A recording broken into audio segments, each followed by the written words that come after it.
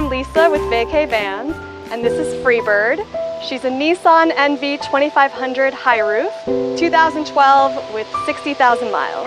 I discovered van life because I was researching ways to travel around Europe and not have to plan my trip ahead of time. So I wanted to do that. Once I realized that you could rent vans in Europe, I realized that people were doing that here in the United States full term. So the second I discovered that that was a possibility, I went on Craigslist and I put up a search tab for sprinters or sprinter styles or high roofs. 48 hours later, a listing showed up at 7 a.m., 7:05. I'm emailing the guy, and later that evening, I'm handing him a check. So in Freebird's past life, she was a chicken catering delivery van.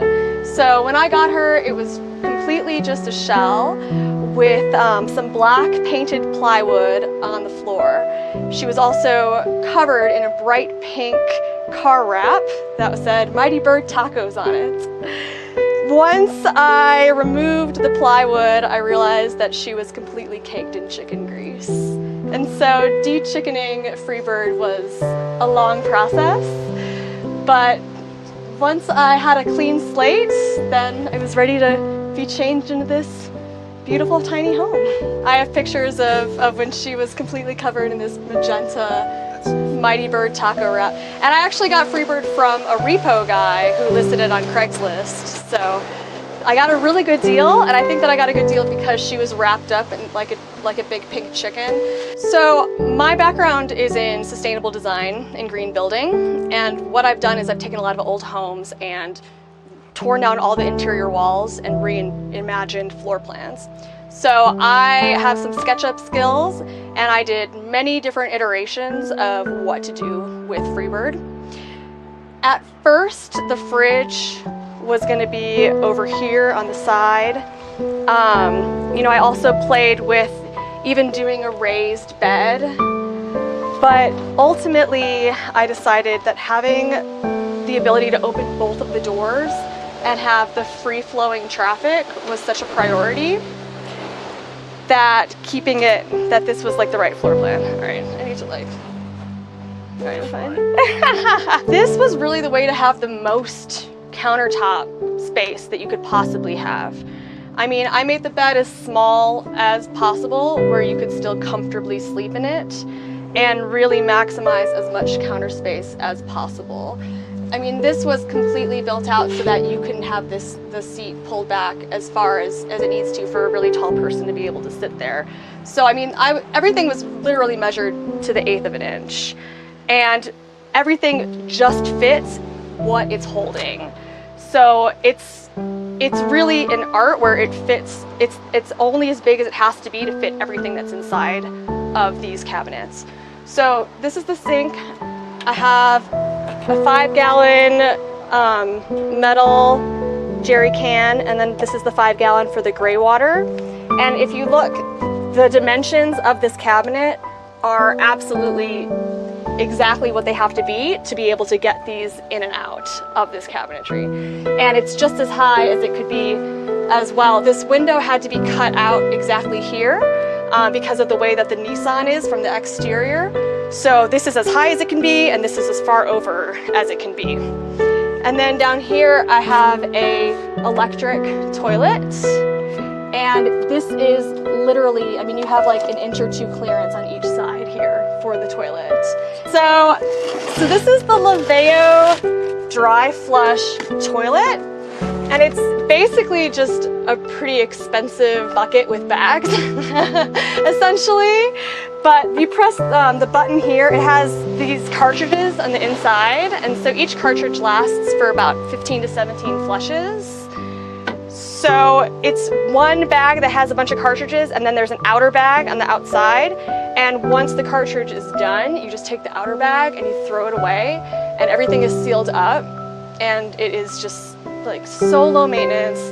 There's no water, there's no chemicals, you don't have to do anything. And I mean, it's kind of amazing. So I went with the Laveo Dry Flush toilet, which was $600 from Home Depot. I went with this because it is so low maintenance. You know, the composting toilet is just a little bit more intensive. you know, you really have to deal with more stuff. So this was just like a really easy solution. And initially it was just going to be for, you know, maybe just for emergency use, but since I've been living in the van for 2 months, I use it every day and it's just been great. Yeah, I've gotten some backlash because there is waste with this involved, you know, there is a lot of plastic. That said, compared to how it is in a normal home, I mean, there's no water, you're not wasting any water when you flush, there's no chemicals. So when you compare it to a traditional toilet, I really feel like it is a sustainable option, and it's just been so low maintenance. I'm very grateful. Living in a van, you become so much more conscious about what you're using and how much water you actually use. And so just to think about how many gallons is in each flush, it boggles my mind now that I realize, you know, I can go through 5 gallons. I can probably last 5 days with 5 gallons if I'm really, you know, being careful about how I'm cleaning everything. And so just the fact that I'm saving so much water in this lifestyle, I don't feel too bad about the plastic bags with this. Yeah, my fresh water is 5 gallons and then gray water is 5 gallons as well. Initially I was going to have a shower head attached, but 5 gallons is like a 2-minute shower maybe. So once I realized that, I mean, honestly, at first, when I first went through the 5 gallons, it took me like 2 or 3 days and I went through that 5 gallons like that. And that made me realize how I could be more conscious about the amount of water that I'm using. And so now I really try, when I'm washing dishes, I just try to wash things right away and just be much more sustainably minded. I have a gym membership for showers. I have a membership at Planet Fitness. And I find people in small towns on Instagram and get shower recommendations quite frequently. I also have baby wipes, and so that's fine, you know, I can last. If you're not in Texas heat, you can last a little while. So this, I actually just reorganized this, but this drawer sort of had become a junk drawer, and I went through a couple days ago and I donated a huge box of things, which is crazy to think of how much you can accumulate in 60 square feet. But this is really my office drawer now. So I have my computer, some you know, electrical cords, business cards, and I'm trying to keep it organized and useful so that it's not just accumulating junk. So I was working as an attorney for a few years, and I was doing that remotely for an internet company that's in Toronto. And then I've sort of transitioned into managing different corporate accounts. So I work with the accounting department. And I've actually worked remotely for about 7 years now. And I didn't know the van life was an option. I didn't really think about the fact that I could be traveling and working at the same time. And once I realized that there's so many people that are digital nomads doing that, I immediately jumped in, and I have loved it, and I just feel super grateful that I can do that. Yeah, I really like this fruit hammock, but I mean, apples just aren't really a great fruit to have in here, unless you want to kind of get it a little softened up, but it is nice. I really like having hooks and things on the walls. You know, I have hooks for hats and coffee mugs and fruit. Using this space in a way where you can put things on the walls definitely is helpful when you only have 60 square feet. So this cabinetry is all reclaimed wood from the hill country in Texas.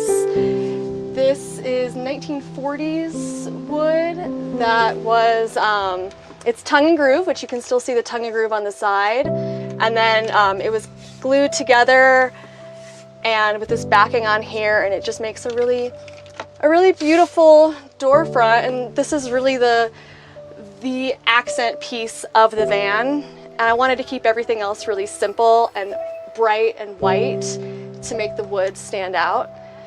I love using reclaimed materials and sustainable materials.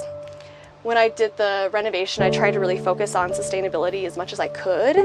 So the insulation is wool, which is non-toxic, moisture resistant, and sustainable. And then the flooring is also linoleum, which is a renewable resource as well, and super, super thin, so you have as much headspace as possible for the tall folks that want to come in here.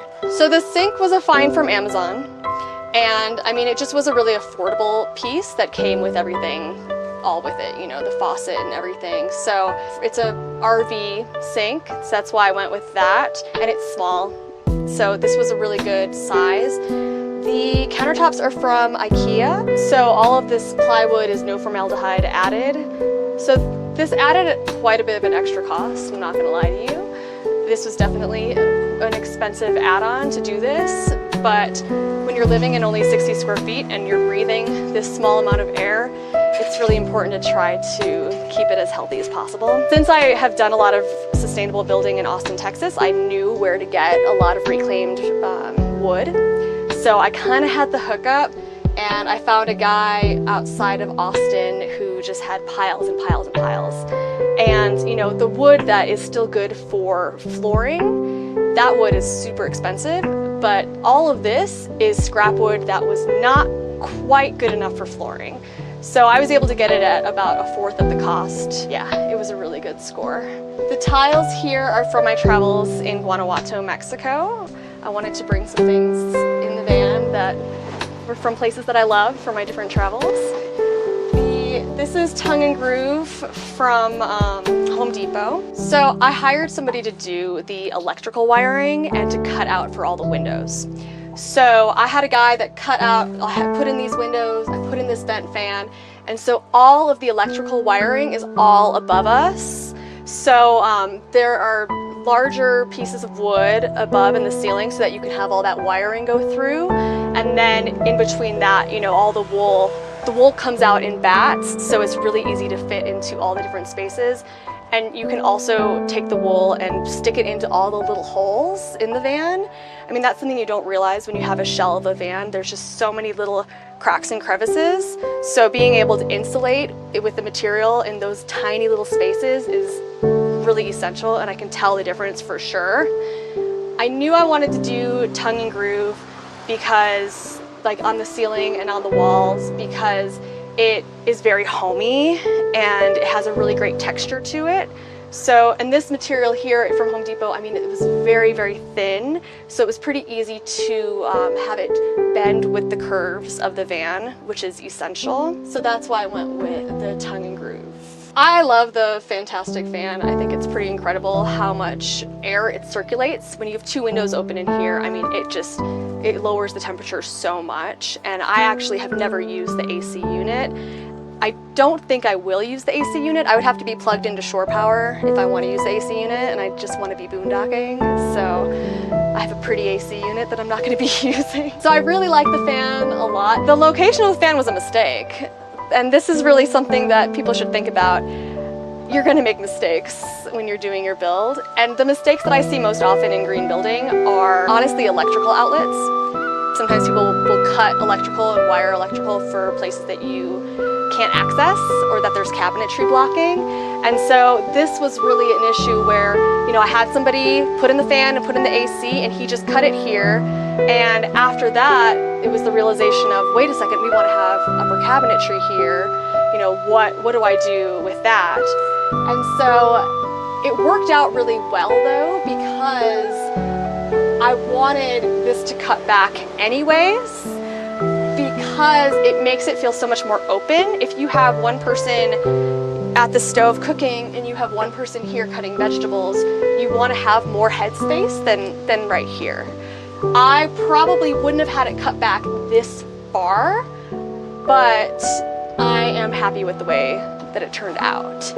But it's something to think about, you know, before you cut anything, think about what you're going to do, because even, you know, one of the lights over here, it hits right against the AC, and it's so hard sometimes to jump into these projects and to not know all of the different elements while you're doing everything. You really have to keep in mind, you know, where's the plumbing, where's the electrical, where's the cabinetry, how is the overhang going to affect, you know, where you're going to have your bed. I mean, everything, there's so many details here when you're doing a build. So the lighting, I have these little LED puck lights. I have 3 across the top. I have one here that is task lighting above for the countertop, and then these 2 accent lights as well. Electrical is quite a learning curve, and so I delegated that learning curve. I did not really want to know all the nitty-gritty about the electrical. And so there are some things that weren't wired as efficiently as they could have been wired.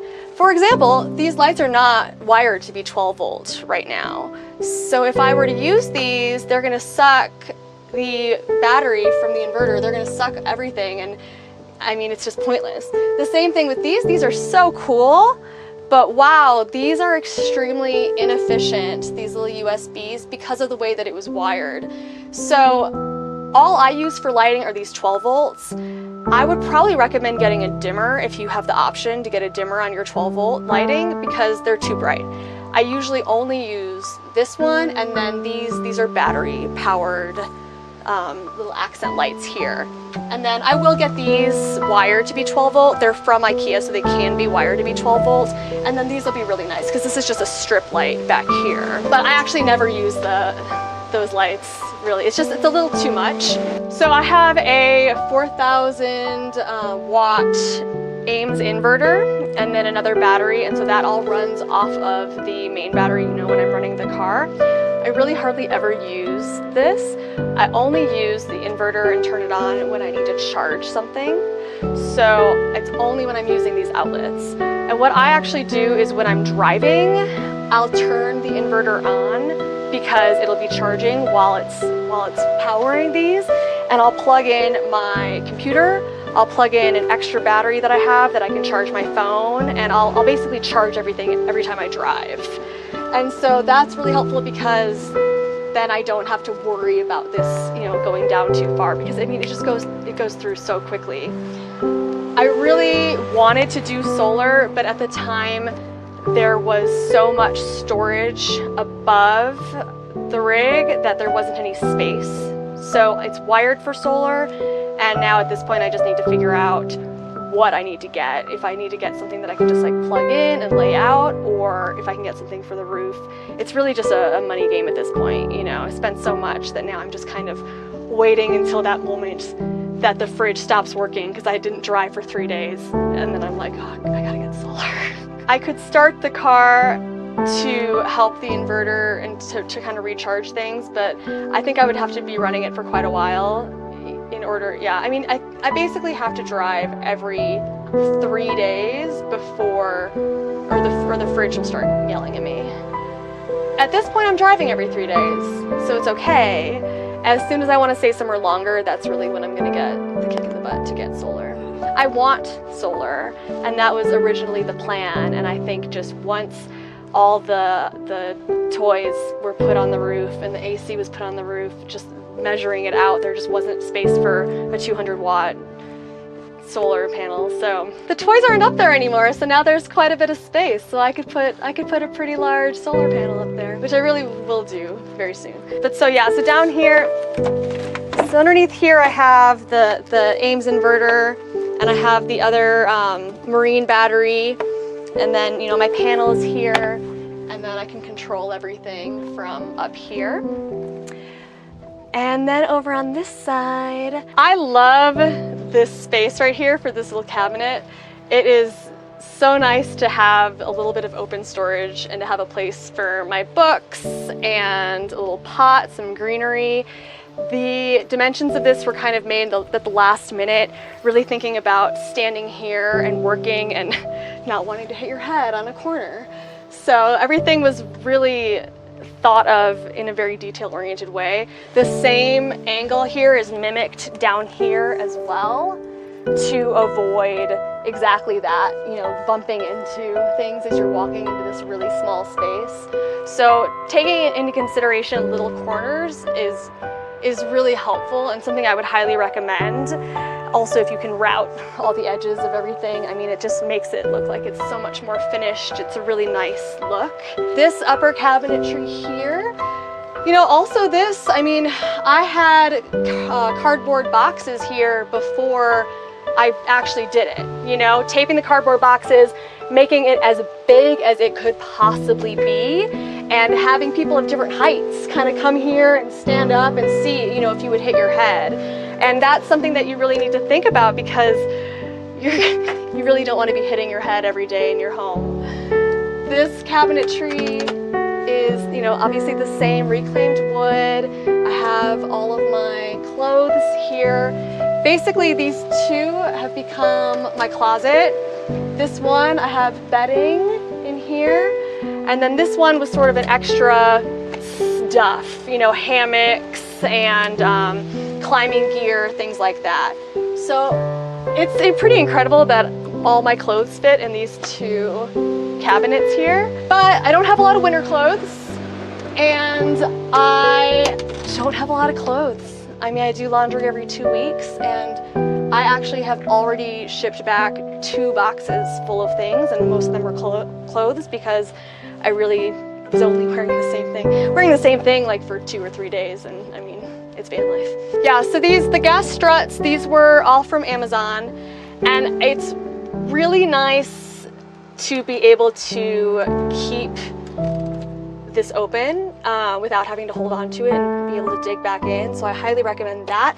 This also has a soft close on it, which I mean is nice, but I don't really need it. But being able to open your cabinet and being able to access everything, I mean, I highly recommend that. This wasn't very expensive to get at all, so yeah, I highly recommend it. When I first got the van, there were no windows back here, so I put in these 2 windows back here. I also put in the window above the kitchen countertop, and then there's also a window on the sliding door. If I were to do this again, I probably would have made these bigger windows. I think that the concern was that, first of all, the more windows you have, the less energy efficient your van is going to be. You're going to be hotter in the summer and colder in the winter. And second, the worry about that taking up too much storage space. That said, I mean, these are very small windows, and so if I had done it again, I probably would have done twice as long. But you know, when you see the rigs that are all windows, the entire walls, I mean, those rigs are not going to be very energy efficient, and you're pretty limited if you do want to put any hooks or hang anything on the wall. I hired somebody to cut out and to install these windows, which was really great. And then you know, originally the windows were framed with white, the same sort of, you know, wood here, and it just didn't have the same sort of effect visually. So coming back and getting some reclaimed wood and reframing them out with this wood, I think was really nice because it helps the windows stand out. And since everything is white, it's nice to have those accent pieces throughout the van. So the back doors were not really finished. I would say that Freebird was about 90% finished before I hit the road. And I mean, it's just one of those things where you can just keep finishing forever, but if you've set a deadline for when you have to go, you've just got to go. So I ended up later on just kind of getting this little piece of plywood and covering up. I'm probably gonna do some storage here. I want to kind of sew some storage for maybe my laptop and some different pockets. But for now, you know, this is just raw, and I recently started accumulating some magnets and realizing that this is the perfect accent wall for all of my travels. And I can't believe that I just realized this. I actually got these magnets like the other day, and I'm like, oh man, I need to get magnets for all the places I've already been. But I'm really excited to see how this progresses, because I want to keep Freebird really clean, but I want there still to be some character. So I'm excited to have this be a little accent wall and have some designs back here. I think my favorite thing is going up to some camp spot in the middle of nowhere and opening up these back doors, because all of a sudden you're outside. You know, your 60 square feet feels like, you know, it feels like the whole world, really. And I didn't anticipate this, but Freebird has become the after party spot with all the van people, because a lot of people don't have 2 access points throughout their van. And when you open this up, I mean, I've had 10 people in here hanging out, and I mean, it's cozy, but we're having a good time. I think it's having like 2 different places that you can come in and out also, because, you know, usually you would use that whole space for cabinetry, like either the sliding door or the back, but I can just hop from the front seat into the back here. So I mean, It's free flowing, really. So I spent a lot of time in Freebird working, and that was really the main reason that I wanted this layout, because I sit here and I work a lot. And so I have one of these back pieces here is the table, and I have two places that I can put the table. I can either put it here, in which case this area could be used as a little lounge seat, or I can put the table here so that I have more space, you know, to walk back and forth. And I did that because really, you know, I work remotely, I'm here working a lot, and so that was the priority for me. And really that's the reason that this bench to bed setup was the decision that I made, because I'm using it as a bench all the time. I did sacrifice having a really comfortable bed. The cushions are 3-inch latex, and I went with latex because it is also a non-toxic chemical. There's a lot of chemicals in mattresses that we don't really think about, but once you start thinking about these things, you go down a rabbit hole and you get a latex mattress. It's a little uncomfortable, and so I have a 3-inch memory foam that I roll up underneath one of these cabinets here, and so I pull that out and I lay on top of that. So the 3-inch memory foam is really good for a seat, which I think is pretty important when you're using this as a seat a lot. And I've seen other people mimic this floor plan before and not think about the fact that these cushions have to be your seat and your bed. And I know some people that recently got 6-inch foam, and once they try to sit on 6 inches and lean back on it, I mean, you have this much space for your butt. So, I mean, that's something to think about. You know, you really want to have a deep, comfortable seat if you're going to be, you know, using it. I probably work in here 4 hours a day. It depends. I do work in coffee shops a lot. I like to go to local coffee shops and talk to baristas and, you know, get suggestions of places to go and places to boondock, for sure. I do spend a lot of time here on the computer, you know, working at the same time. So I'm pretty much always, if I'm in the van, I'm sitting here with my computer and the table. If you're gonna mimic this floor plan, number one, be conscious of how thick your cushions are so that you have enough space to have a comfortable seat. And then also try to make your bed as large as you possibly can. At the last minute, this lower bench seat was cut back a few inches because of concerns about having larger storage, like a bike or something that you would want to put back here. The problem with that is that this seat's probably 5'8" by 5'9" or 5'10". So if you're 6 feet tall, this is not going to be a comfortable bed for you at all. So make sure that you make this bed as large as you possibly can. I would have had this go all the way to the door, in which case, when this is a lounge, you can lean back against the back doors here and really make it like much more of a cozy couch lounge situation. Honestly, even the bed is small for me because yeah, I'm 5'2", but like if you sleep with your arms up, I mean, you really want to make your bed as big as possible. A lot of people ask me about this incline on the seat, and this is just because it's really for ergonomic purposes. This is I want to say this was a 3-inch incline, 3-inch piece right here.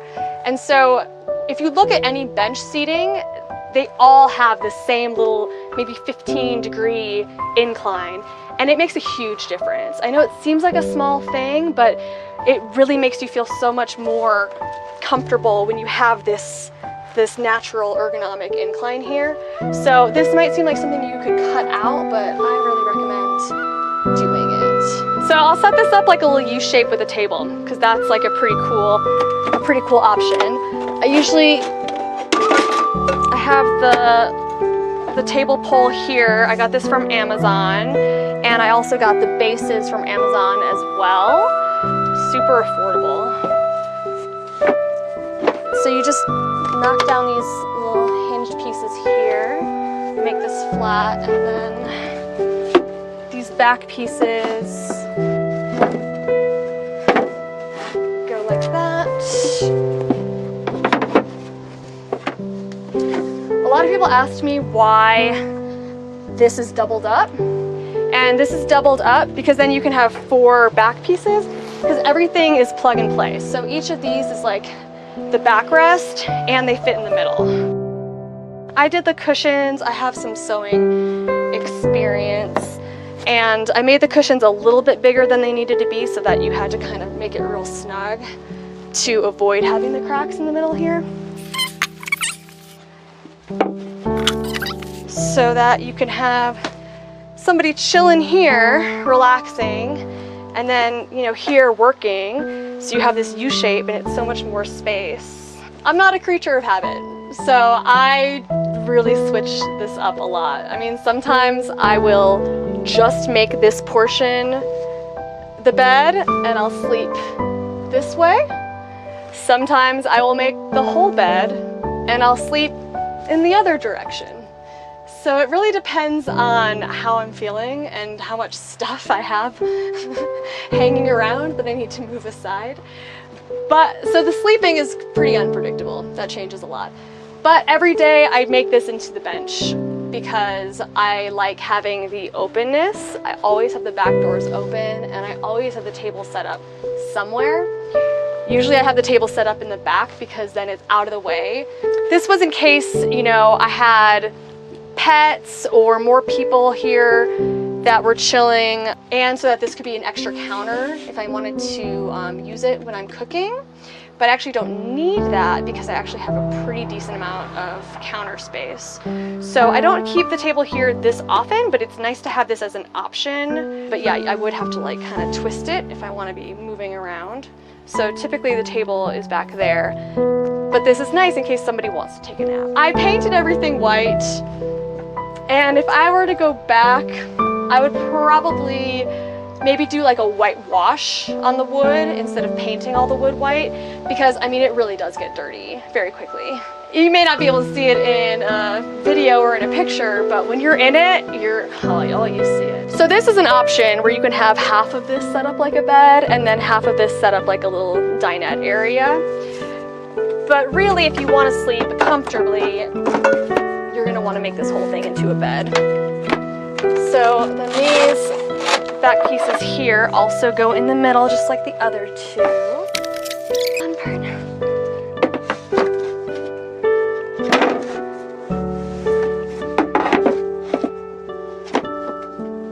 Alright.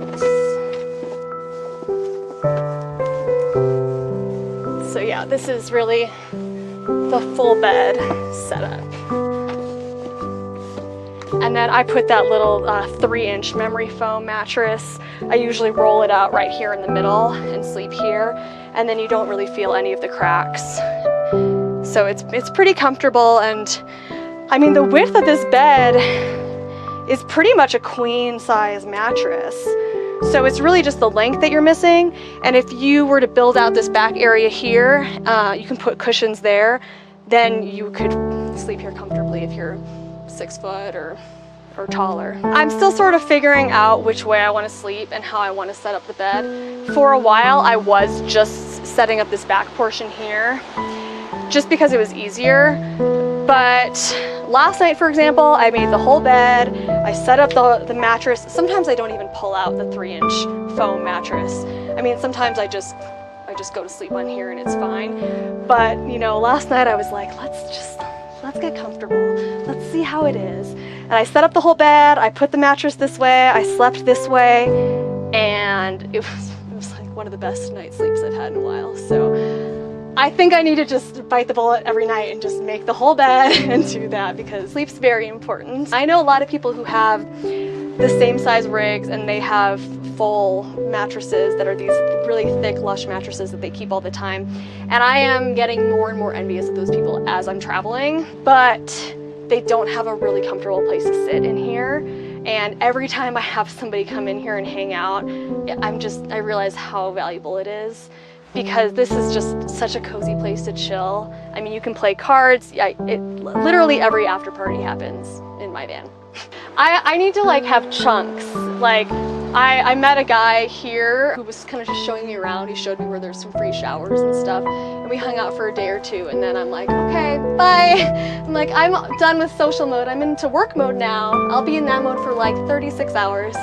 So I'll talk to you later. My favorite part about this layout is being able to sit here and just have these doors open all the time. I mean, you're not living in 60 square feet anymore. You're living outside, basically.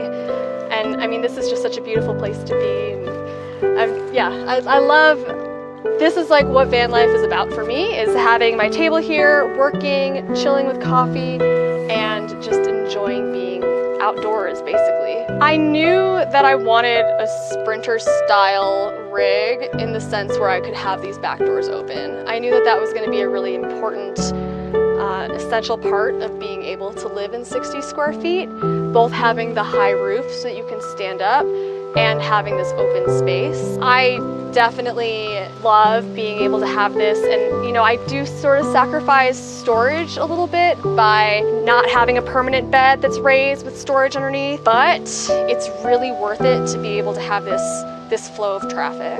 The bench seat storage is pretty amazing. You can fit a lot of stuff down here, and so it's really nice to have this access here if you have like some shoes, if you go climbing and you want to just throw your gear here instead of having to lift up the seat. That's really nice. So it's nice to have access both from the side and from the top, and it looks nice. Hooks. I highly recommend hooks. Hooks are a big part of van life. You want to have as many hooks as possible. This is my 3-burner stove, which is a little excessive. I don't think I've ever actually used 3 burners at once, but it's really nice to have, you know, in case I wanted to do that. I have pretty much all of my kitchen storage in this drawer here. Once you live in a van, you realize that you don't really need more than 1 fork, maybe 2 in case you have company, you know, 2 bowls, 2 plates, 2 forks, and you're good to go. I've got 1 coffee cup and I'm fine. Since I moved the fridge up here in between the 2 front seats, I was able to have a really great place to have trash. When I was staying in a van for a month in Europe last summer, trash was the biggest issue. There was no place to put your garbage, and so really garbage just accumulated everywhere, you know, underneath the bed, along by the door, and so that was something I really wanted to be aware of. So I have dedicated trash and dedicated recycling. There's no recycling in Mammoth where I am, so that one's full. And then if you look, I mean, this cabinet was built exactly for these pull-out units. There's 1/8 of an inch of clearance on each side and above. So this was really made as small as it possibly could be to fit the purpose of the trash and recycling. So when I'm cooking, what I typically do is I will raise up this counter here, and this is really all the space that I need. This is awesome. I spent a long time figuring out how small I could make this door opening, and so this is just about 24 inches, and it's a little tight, but it's just for ingress and egress, so it's fine, you know. So this is pretty big, and I definitely cut this down, but it works fine, and it's a great use of space. For the 3-burner stove, I have a propane tank here. It's underneath this seat, and I have one of the smallest little propane tanks that you can get. And honestly, it's already lasted me for 10 weeks. And I make coffee every morning, I boil rice, I make egg salad. I mean, I've been using it. So propane's kind of amazing. Since living in the van, I cook in here pretty much 80% of my meals, maybe even 85% of my meals. I have sort of made a mental list of about 6 or 7 different dishes that I can make and save over a week. So I will go to the store and I'll buy, you know, a bunch of things to make a fruit salad for breakfast that I can eat on for a week, you know, a meal for lunch and a meal for dinner, and I'll just cook everything at once. And then I have more to-go containers than, you know, I probably should in the van, but I really keep them full all the time because I just knock out my meals for the week. Really the only times that I go to restaurants, I go to coffee shops a lot for working, so I always end up buying something there. But honestly, every time I buy something there, I'm like, why did I buy this? You know, I'm eating a muffin and I'm like, oh, I could be having like this healthy broccoli salad I have in the van. So I really don't eat out that often unless a place is really highly recommended, or, you know, if I meet some people on the road and we go out to dinner. But mainly when it comes to eating and drinking, I buy coffee and I'll get beers with people that I meet. I do that a lot. I love this kitchen setup. I am super happy with this kitchen setup. I mean, if you think about it, I have everything that I need. Realizing that you don't need a lot of kitchen stuff, you can fit most of your kitchen stuff in one drawer, you know? I mean, I have a hook here for a coffee mug, and I was thinking about getting more hooks for, you know, pots and pans, but everything just fits right in here. This is a really deep drawer, so I'm happy with that. I love being able to sit here or stand here and cook, have my coffee, have my water boiling, and have this door open so that I can enjoy the view and, you know, see outside. I put in this window here because of that reason. It's really nice to have a high window at night. You know, I can leave that open and not worry about someone being able to see in because I'm just so much higher. And then during the day, it's at eye level, so if it is cold outside or raining, I still have some light coming in. It's really nice to have light in your kitchen where you're cooking. And so having this window too, I mean, this is really nice task lighting, just the natural light that comes out here. You know, if you think about it, people always have under cabinet lights, and that's really the reason, is because you want to have this light for anything that you're doing. One huge score is this upper cabinetry here. This is kind of insane, like how deep this cabinetry goes. This whole thing was ripped out, and I'm so grateful that I decided to do that, because capturing this space for storage is amazing.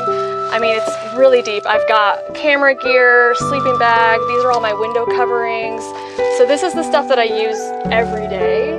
And I like that this is a little bit lower than the other cabinetry there since I'm short. I can pretty easily access this. So it's like the convenient go-to. And then what I decided to do was have this cabinet hinge this way so that I could have a little makeshift vanity. So all of a sudden my kitchen turns into a little bathroom setup, which is really nice. So, you know, I can kind of feel like I'm in a home, you know, brushing my teeth and washing my face and accessing everything.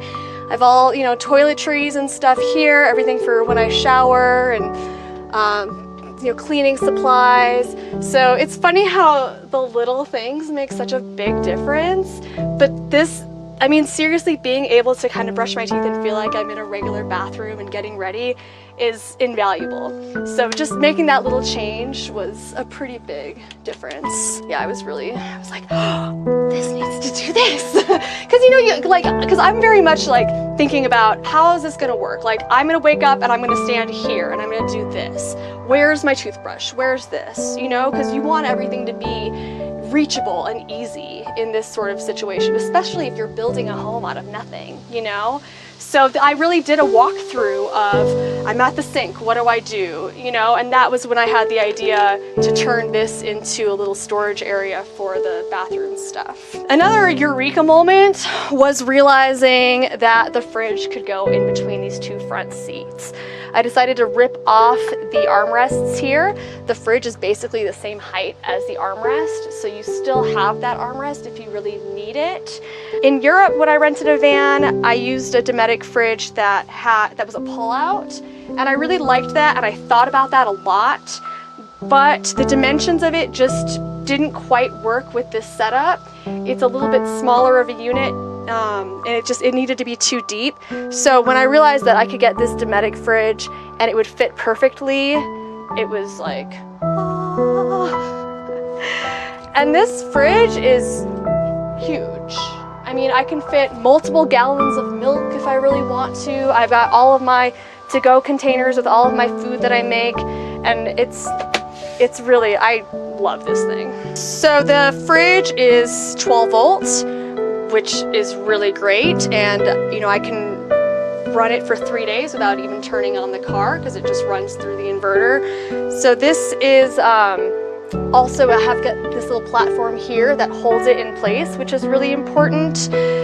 It's really nice to have the fridge when you're driving because I have it open this way so that I can easily get a drink if I want or get a snack. And since I'm a short person, I hop in and out here multiple times a day. I don't really ever even use this front door here. I just hop back here because I keep all my stuff back here, so I just hop in and out. And that's actually, you know, when people talk about a van versus a trailer, I would be a mess in a trailer because I kind of just leave stuff all over the place, and I would be in my front, you know, truck, and I'd think, oh crap, my purse is in the trailer. Oh crap, this is in the truck, you know? And so being able to have everything in one space is essential for me. Super convenient. So I made these curtains, and what I decided to do is, this is a pretty fabric, and then on the other side I have a thermal fabric. And the difference when this is open and closed is night and day. I highly recommend getting some thermal curtains, even if you do cover them with something else, if you have like a different design, because it makes a huge difference, like, you know, 10-15 degree difference. I mean, I'll open this and it'll be hot up in the front here, but in the back it's completely comfortable. And I also did that with all of the window coverings as well. Anytime you have glass, you're gonna lose a lot of heat. And so the window coverings that I made are the same material here.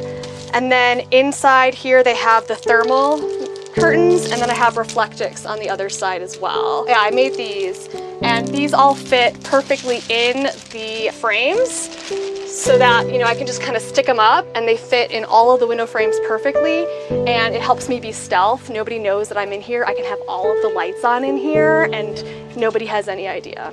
There's some space here. Since I am short, it's really nice that I have some space between the driver's seat and this cabinet here. You know, I had the cabinet where it is in case someone really tall is driving. So that's why it didn't go all the way over. And it's fine because I can use this space for storage. So I have a little container for all of my shoes that I stick back here. And I can also put, you know, an extra jug of water or two there. It's really convenient.